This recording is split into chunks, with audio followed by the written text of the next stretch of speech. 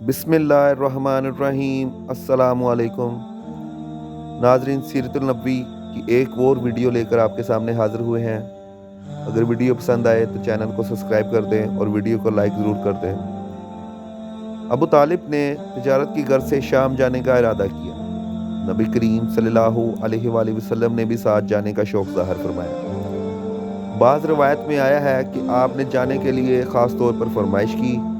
अबू तालिब ने आपका शौक़ देखकर कहा, अल्लाह की कसम मैं इसे साथ ज़रूर ले जाऊँगा। ना ये कभी मुझसे जुदा हो सकता है, ना मैं इसे कभी अपने से जुदा कर सकता हूँ। एक रवायत में यूँ आया है, आपने अबू तालिब की ऊँटनी की लगाम पकड़ ली और फरमाया, चचा जान, आप मुझे किसके पास छोड़कर जा रहे हैं?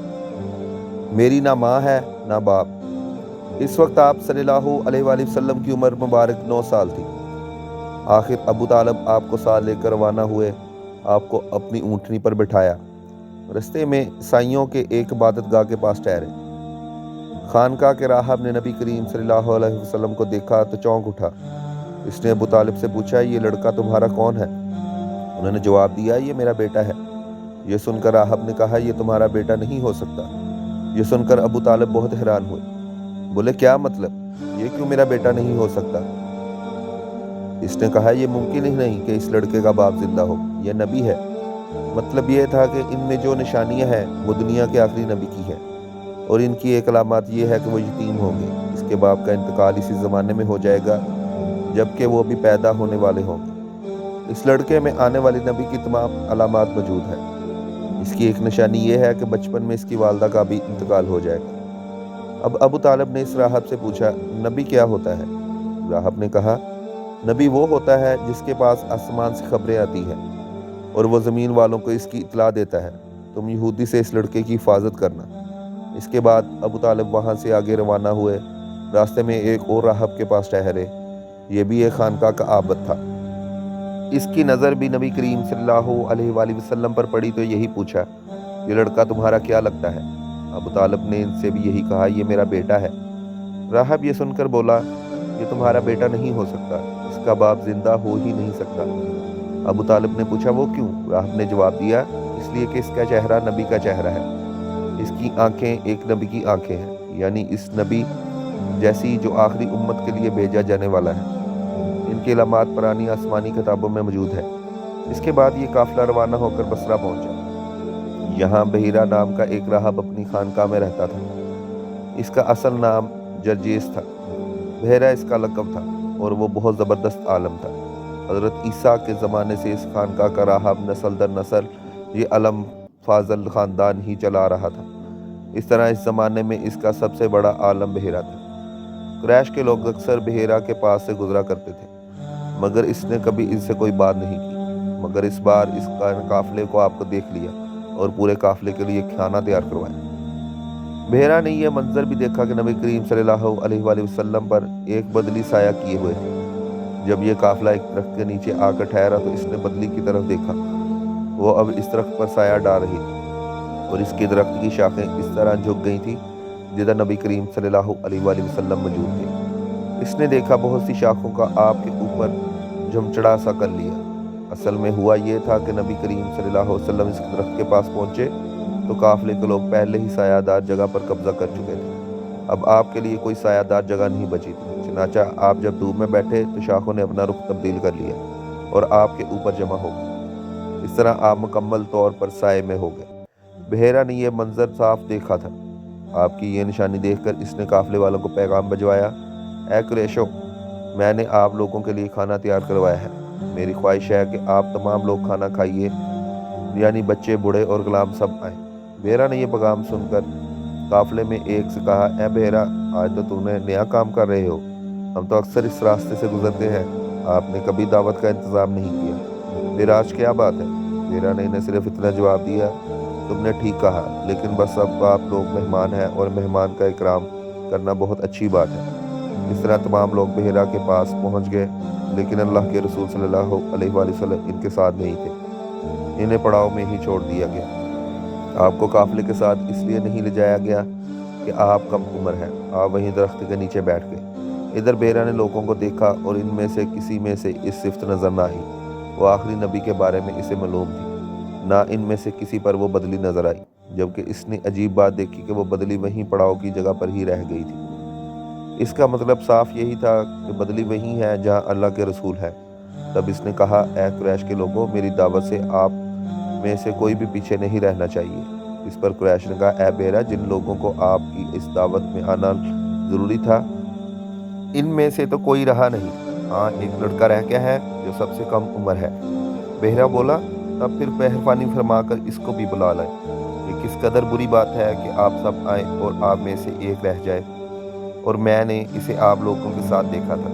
तब एक शख्स गया और आपको साथ देकर बेहरा की तरफ रवाना हुआ।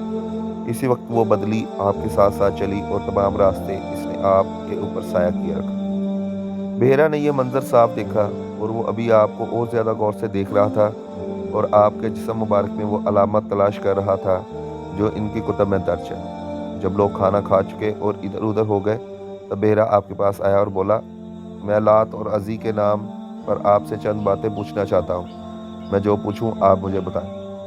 इसकी बात सुनकर आपने फरमाया, लात और अज़ी के नाम पर मुझसे कुछ ना पूछो। अल्लाह की कसम, मुझे सबसे ज़्यादा नफरत इन्हीं से है।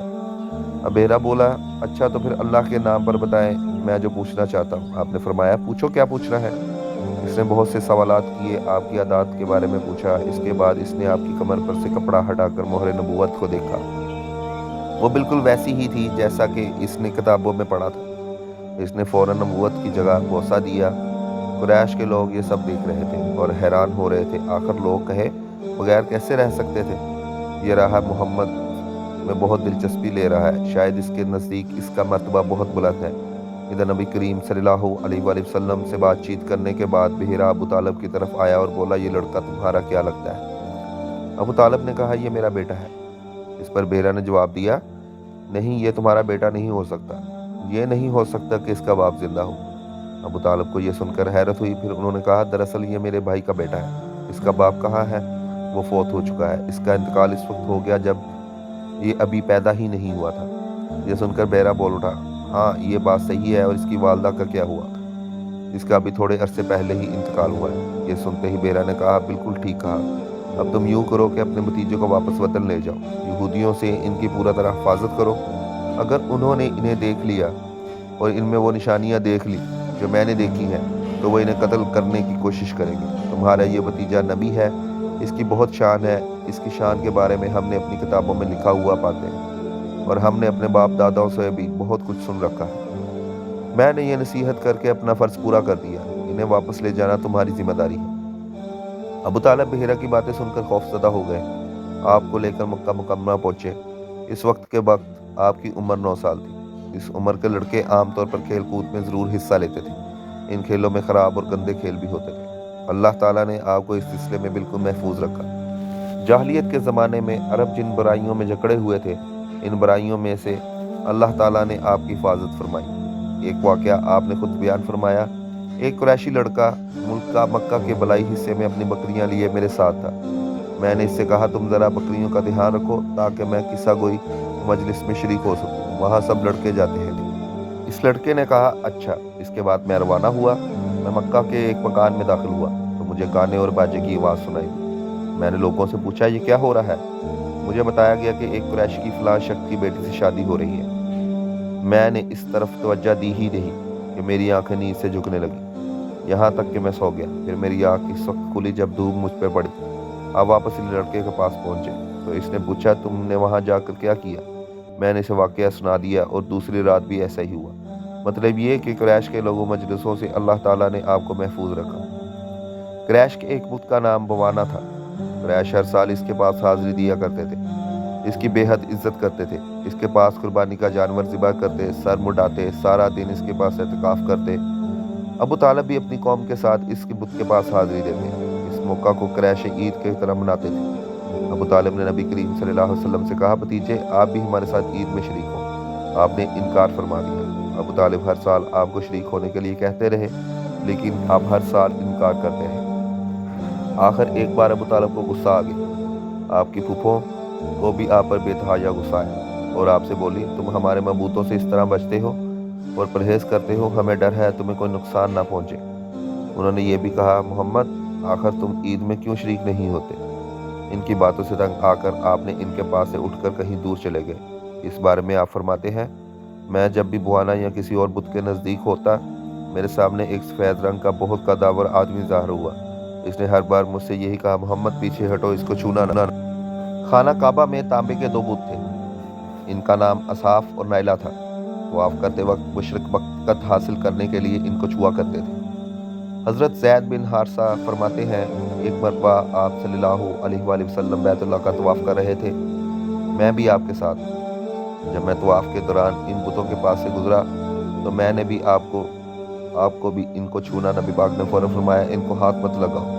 اس کے بعد ہم طواف کرتے رہے۔ میں نے سوچا ایک بار پھر بتوں کو چھونے کی کوشش کروں تاکہ پتہ تو چلے اس کو چھونے سے کیا ہوتا ہے۔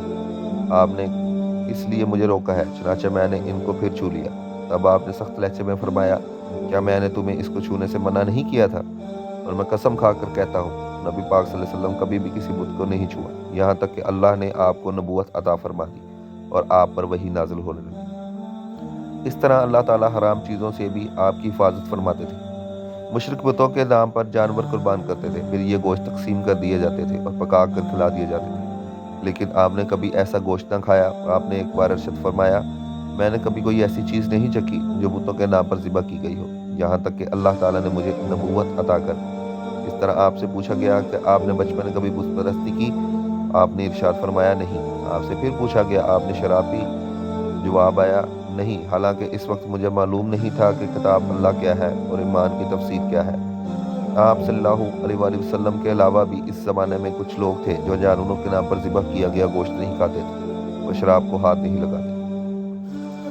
بچپن میں آپ نے بکریاں بھی چرائی۔ آپ مکہ کے لوگوں میں بکریاں چرایا کرتے تھے، معاوضے کے طور پر آپ کو ایک سکہ دیا جاتا تھا۔ آپ فرماتے تھے، اللہ تعالیٰ نے جتنے نبی بھیجے ان سب نے بکریاں چرانے کا کام کیا، میں مکہ مکرمہ والوں کی بکریاں کے رات کے بدلے چرایا کرتا تھا۔ مکہ والوں کی بکریوں کے ساتھ آپ اپنے گھر والوں اور رشتہ داروں کی بکریاں بھی چرایا کرتے تھے۔ پیغمبروں نے بکریوں کیوں چرائی؟ اس کی وضاحت یوں بیان کی جاتی ہے، اس کام میں اللہ تعالیٰ کی زبردست حکمت ہے۔ بکری کمزور جانور ہے، لہذا جو شخص بکریاں چراتا ہے اس میں قدرتی طور پر نرمی، محبت اور انکساری کا جذبہ پیدا ہو جاتا ہے۔ ہر کام اور پیشے کی کچھ خصوصیات ہوتی ہیں، مثلاً قصاب کے دل میں سختی ہوتی ہے، لوہار جفاکش ہوتا ہے، مالی نازک طبع ہوتا ہے۔ اب جو شخص بکریاں چراتا ہے وہ مخلوق کی تربیت کا کام شروع کرے گا تو اس کی طبیعت میں سے گرمی اور سختی نکل چکی ہوتی ہے۔ مخلوق کی تربیت کے لیے بہت نرم مزاج ہو چکا ہوتا ہے اور تبلیغ کے کام میں نرم مزاجی بہت ضروری ہے۔ عربوں میں ایک شخص بدر میں نمیشر غفاری تھا۔ یہ اکاس کے میلے بیٹھا کرتا تھا، لوگوں کے سامنے اپنی بہادری کے قصے سنایا کرتا تھا، اپنی بڑائیاں بیان کرتا تھا۔ ایک دن اس نے پیر پھیلا کر اور گردن اکڑا کر کہا، میں عربوں میں سے سب سے زیادہ عزت دار ہوں، اور اگر کوئی خیال کرتا ہے کہ وہ زیادہ عزت دار والا ہے تو تلوار کے زور پر یہ بات ثابت کر کے دکھائے۔ اس کی یہ بڑے بول سن کر ایک شخص کو غصہ آ گیا۔ وہ اچانک اس کر بچپٹا اور اس کے گھنٹے پر تلوار دے ماری اور اس کا گھٹنا کٹ گیا۔ یہ بھی کہا جاتا ہے کہ گھٹنا صرف زخمی ہوا تھا۔ اس پر دونوں قبیلوں آپس میں لڑائی ہو گئی، اس میں جنگ شروع ہو گئی۔ اس لڑائی کو فجار کی پہلی لڑائی کہا جاتا ہے۔ اس وقت آپ صلی اللہ علیہ وآلہ وسلم کی عمر 10 سال تھی۔ فجار کی ایک اور لڑائی بنو عامر کی ایک عورت کی وجہ سے ہوئی۔ اس میں بنو عامر بنو کنانا سے لڑے کیونکہ کنانا کے ایک جوان نے اس قبیلے کی کسی عورت کو چھیڑا تھا۔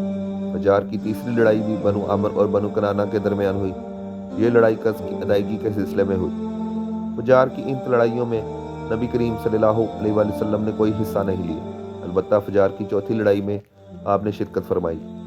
عربوں کے ہاں 4 مہینے ایسے تھے کہ ان میں کسی کا خون بہانا جائز نہیں تھا۔ یہ مہینے ذوالقعدہ، ذی الحج، محرم اور رجب تھے۔ یہ لڑائیاں چونکہ حرمت کے ان مہینوں میں ہوئیں اس لیے ان کا نام فجار کی لڑائیاں رکھا گیا۔ فجار کا معنی ہے گناہ، یعنی یہ لڑائیاں ان کا گناہ تھیں۔ چوتھی لڑائی جس میں نبی کریم صلی اللہ علیہ وسلم نے بھی حصہ لیا، اس کا نام فجار براز ہے۔ یہ لڑائی اس طرح شروع ہوئی۔ قبیلہ بنو کنانا کے براز نامی ایک شخص نے ایک دن اروا کو قتل کر دیا۔ اروا کا تعلق قبیلہ حوازان تھے نا۔ یہ واقعہ حرمت والے مہینے میں شامل ہے۔ براس اور اروا کے خاندان کے لوگ یعنی بنو کنانا اور حوازن کے اس وقت عکاس کے میلے میں تھے۔ وہیں کسی نے بنو کنانا کو یہ خبر پہنچا دی کہ براس نے اروا کو قتل کر دیا ہے۔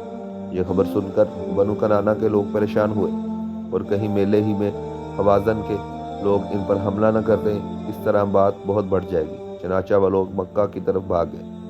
حوازن کے اس وقت خبر تک نہ ہوئی، انہیں کچھ دن یا کچھ وقت گزرنے پر خبر ہوئی۔ یہ بنو کنانہ پر چڑھ دوڑے، لیکن بنو کنانہ حرم میں پناہ لے چکا تھا۔ عربوں میں حرم کے اندر خون بہانا حرام تھا، اس لیے حوازن رک گئے۔ اس دن لڑائی نہ ہو سکی، لیکن دوسرے دن بنو کنانہ کے لوگ خود ہی مقابلے کے لیے باہر نکل آئے۔ ان کی مدد کرنے کے لیے قبیلہ قریش بھی میدان میں نکل آئے۔ اس طرح فجار کی ایک جنگ شروع ہوئی۔ یہ جنگ 4 یا 6 دن تک جاری رہی۔ اب چونکہ قریش میں بھی اس جنگ میں شریک تھے، لہٰذا آپ صلی اللہ علیہ وسلم کے چچا آپ کو بھی ساتھ لے گئے، مگر آپ نے جنگ کے سب دنوں میں لڑائی میں حصہ نہیں لیا۔ البتہ جس دن آپ میدان جنگ میں پہنچ جاتے تو بنو کنانہ کو فتح ہونے لگتی، اور آپ وہاں نہ پہنچتے تو انہیں شکست ہونے لگتی۔ آپ نے اس جنگ میں صرف اتنا حصہ لیا کہ اپنے چاچاؤں کو تیر پکڑاتے رہے، اور بس 6 دن کی جنگ کے بعد کوئی فیصلہ نہ ہو سکا۔ آخر دونوں گروہ میں صلح ہو گئی، لیکن یہ کافی خون خرابے کے بعد ہوئی تھی۔ اس جنگ کے فوراً بعد حلف الفضول کا واقعہ پیش آیا۔ یہ واقعہ اس طرح ہوا کہ قبیلہ زبید کا ایک شخص اپنا مال لے کر مکہ آیا۔ اس سے یہ مال عاص بن وائل نے خرید لیا۔ یہ عاص بن وائل مکہ کے بڑے لوگوں میں سے تھا، اس کی بہت عزت تھی۔ اس نے مال تو لے لیا، لیکن قیمت ادا نہ کی۔ زبیدی اس سے اس وقت رقم کا مطالبہ کرتا رہا، لیکن عاص بن وائل نے رقم ادا نہ کی۔ اب یہ زبیدی شخص اپنی فریاد لے کر مختلف قبیلوں کے پاس گیا۔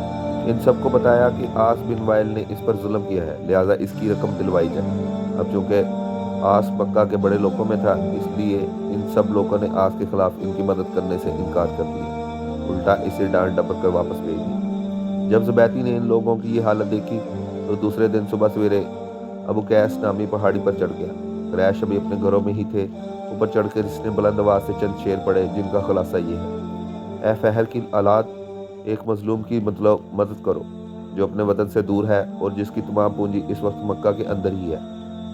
اس زبیدی کی شہ فریاد آپ صلی اللہ علیہ وآلہ وسلم کے چچا زبیر بن ابو مطلب نے بھی سنی۔ ان پر اس شخص کی فریاد کا بہت اثر ہوا۔ انہوں نے عبداللہ بن جدعان کو ساتھ لیا اور اس آدمی کی مدد کے لیے کھڑے اٹھے۔ پھر ان کے ساتھ بنو ہاشم، بنو زہرہ اور بنو اسد کے لوگ بھی شامل ہو گئے۔ یہ سب عبداللہ بن جدعان کے گھر جمع ہوئے۔ یہاں ان سب کو کھانا کھلایا گیا۔ اس کے بعد ان سب سے خدا کے نام پر حلف لیا گیا۔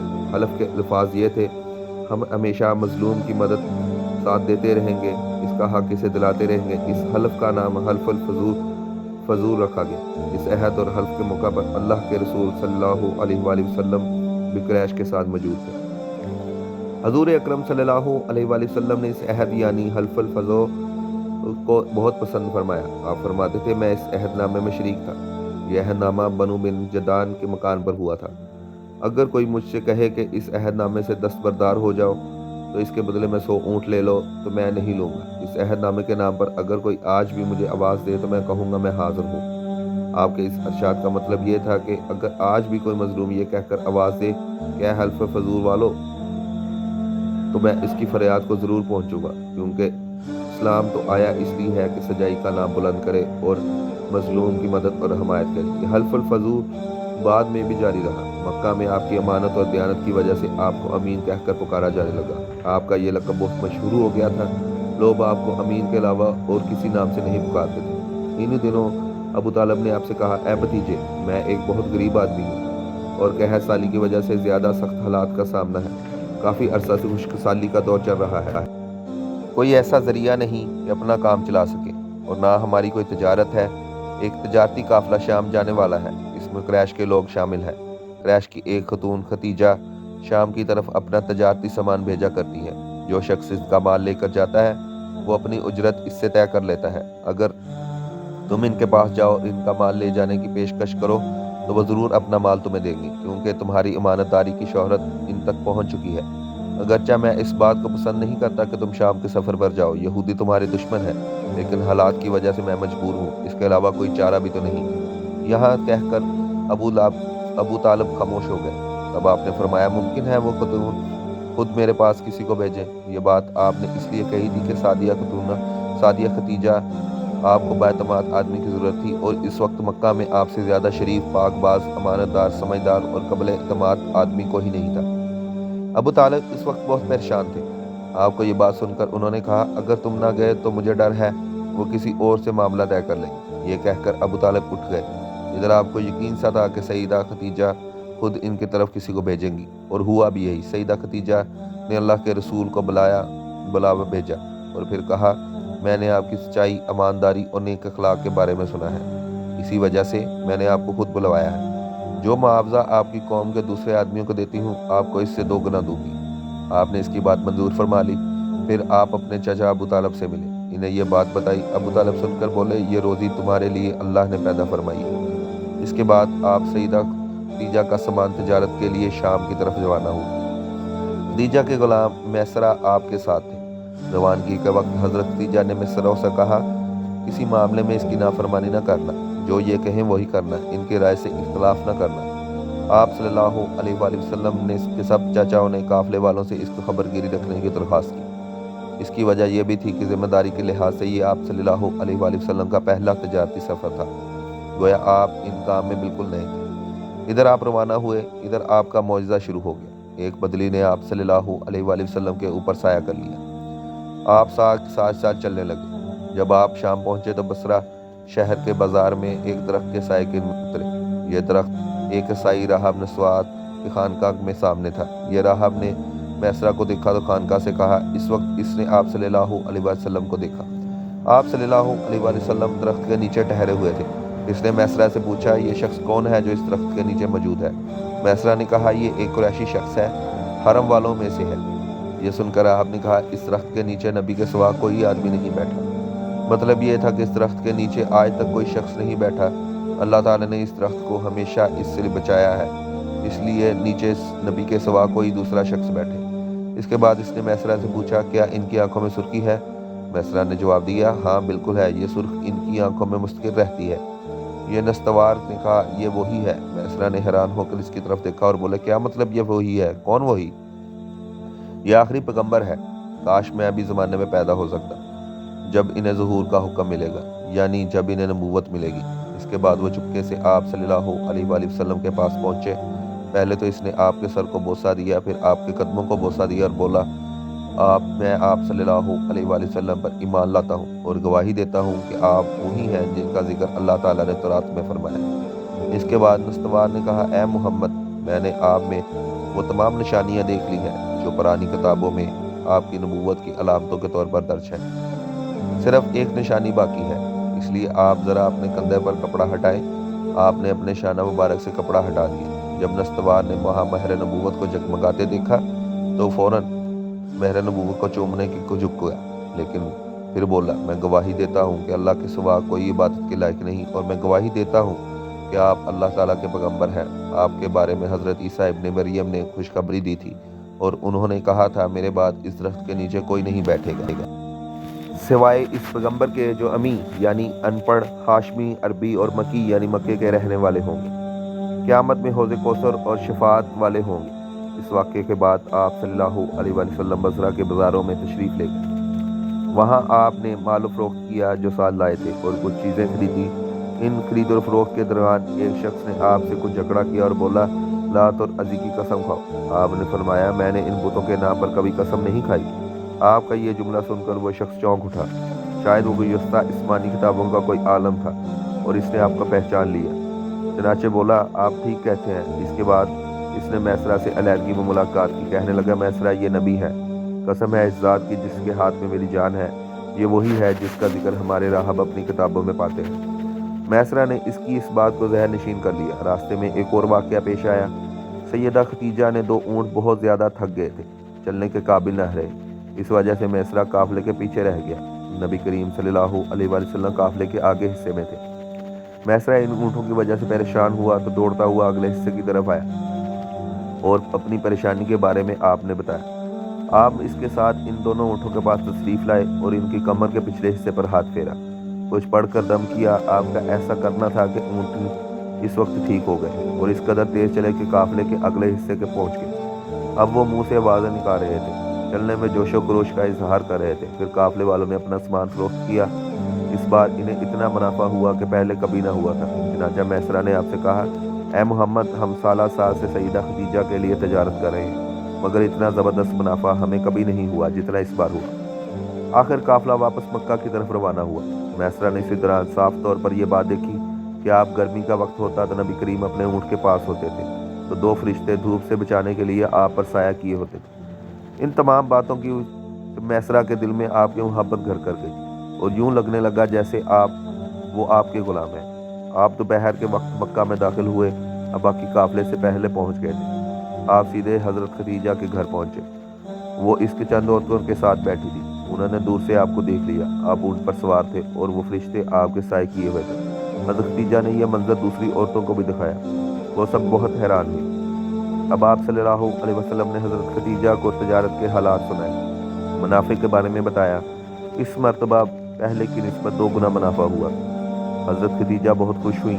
उन्होंने पूछा, मैसरा कहाँ है? आपने बताया वो भी पीछे है। ये सुनकर सैयदा ने कहा, आप फौरन इसके पास जाइए और इसे जल्द से जल्द मेरे पास लाइए। आप रवाना हुए। हजरत खदीजा ने दरअसल आपको इस लिए लेना भेजा था कि वो फिर वही मंजर देखना चाहती थी, जानना चाहती थी कि अब भी फरिश्ते इन पर साया करते हैं या नहीं। यूं ही आप रवाना हुए, ये अपने मकान के ऊपर चढ़ गई और वहाँ आपको देखने लगी। आपकी शान अब भी वही नजर आई।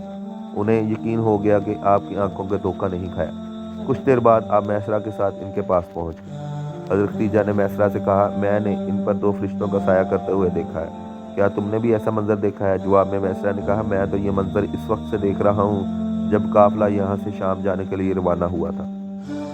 इसके बाद मैसरा ने नस्तवार से मुलाकात का हाल सुनाया। दूसरे आदमी ने जो कहा वो बताया, जिसने लात और अज़ी की कसम खाने के लिए कहा, फिर ऊँटों वाला वाक़या। ये तमाम बातें सुनने के बाद सैयदा ने आपको तयशुदा उजरत से 2 गुना दी, जबकि तयशुदा उजरत पहले ही दूसरों लोगों से निस्बत 2 गुना थी। इन तमाम बातों से सैयदा खदीजा बहुत हैरान हुई।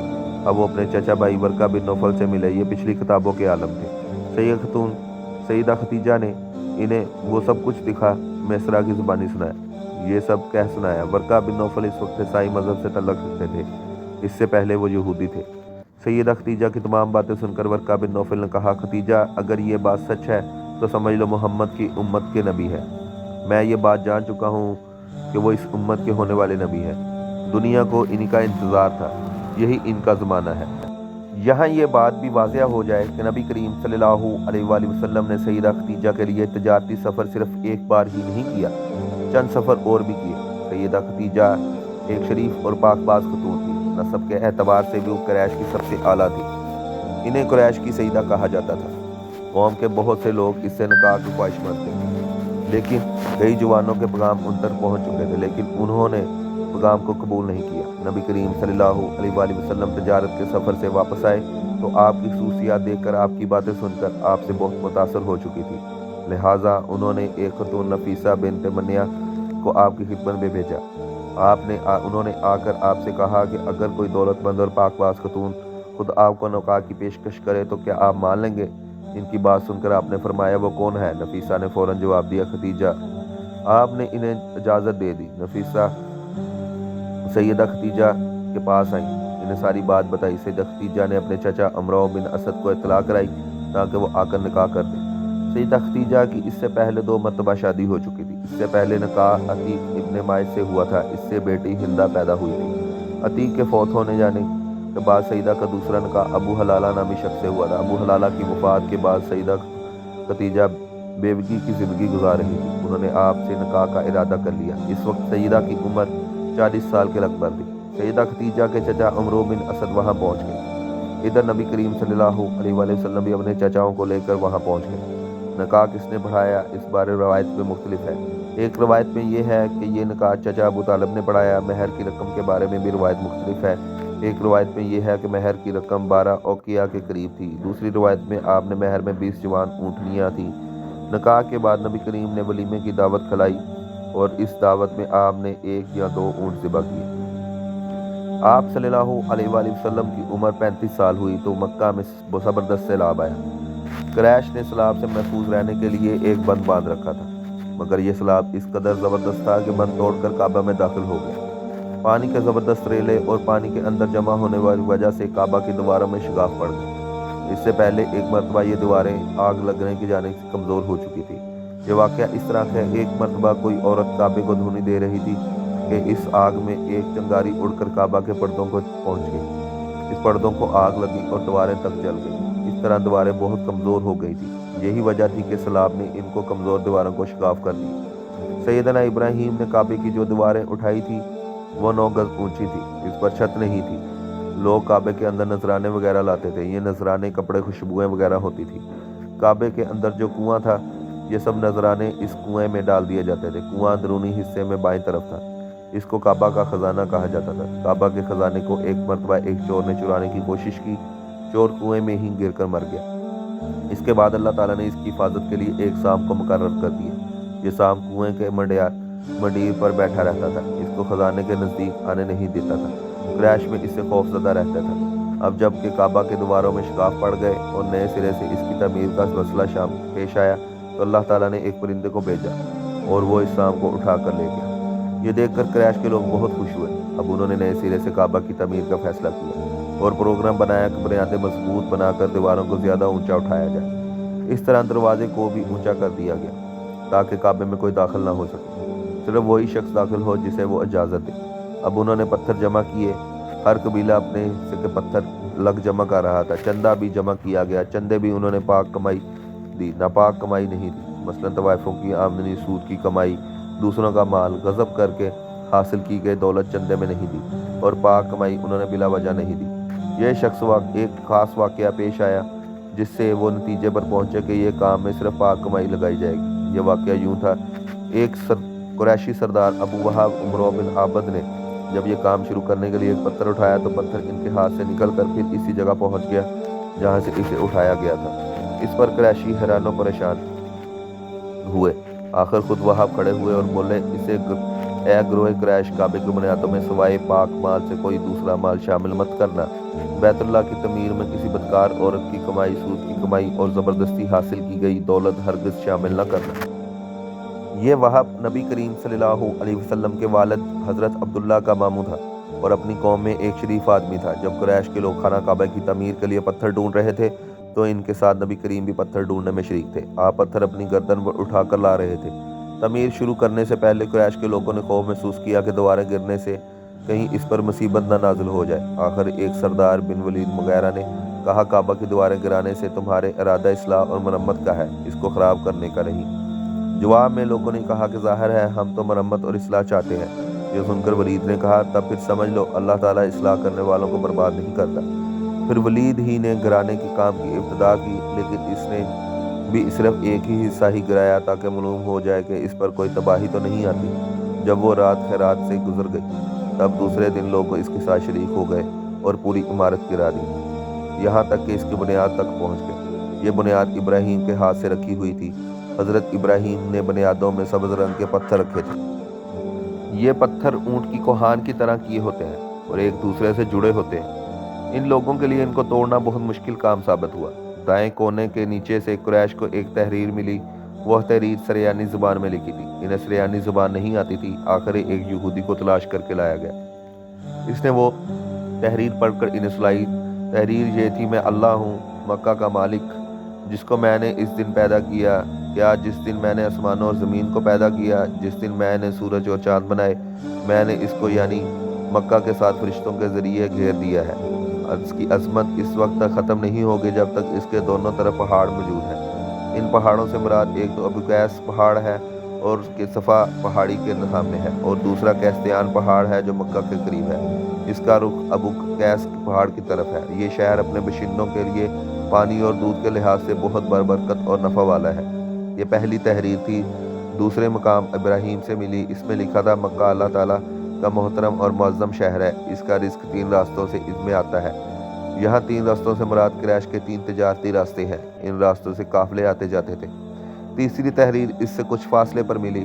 इसमें लिखा था, जो बलाई बोएगा लोग इस पर रश्क करेंगे, यानी इन जैसा बनने की कोशिश करेगा वो शख्स रसवाई बोएगा और रसवाई और नदामत पाएगा। तुम बुराई करके भलाई की आस लगाते हो।